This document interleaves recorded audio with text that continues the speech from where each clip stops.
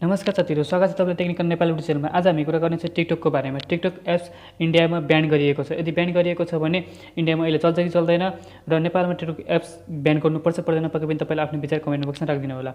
इन्डियामा 240 मिलियन युजरहरू अहिलेसम्म TikTok युजरहरू active छन्। त्यसै गरेर तपाईँको 2019सम्म इन्डिया लोकेसनभित्र 30 मिलियन युजरहरूले टिकटक एप्सलाई इन्स्टल गरेका थिए। 30 मिलियन युजरहरूले। त्यसै गरी तपाईँ अर्को पनि जानकारी दिन चाहन्छु कि पपुलर टिकटक एप्स इन्डोनेसियामा अलरेडी ब्यान गरिएको छ।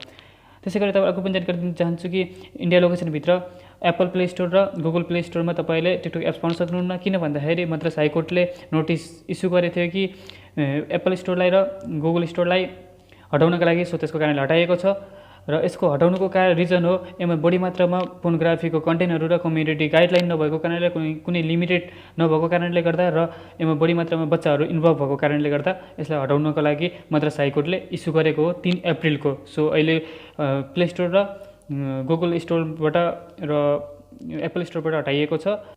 इन्डियामा जति पनि छन् युजरहरू छन् र अहिले जति पनि एप इन्स्टल गरेर चलाइरहेका छन् तिनीहरूले चलाउन सकिरहेका छन् र अहिलेसम्म त्यसको लागि कुनै पनि इन्डियन गभर्मेन्टले कुनै पनि त्यसको ब्लक गरेको छैन।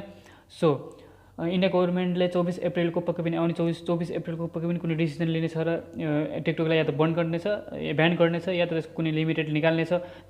त्यो अब इन्डिया गभर्मेन्टले गर्नेछ। र तपाईँलाई कस्तो लाग्यो यो भिडियो पक्कै पनि तपाईँले कमेन्ट बक्समा राख्न सक्नुहुन्छ। र नेपालमा पनि टिकटक एप्स ब्यान हुनुपर्छ हुनु पर्दैन, पक्कै पनि तपाईँले आफ्नो विचार कमेन्ट बक्समा राखिदिनु होला।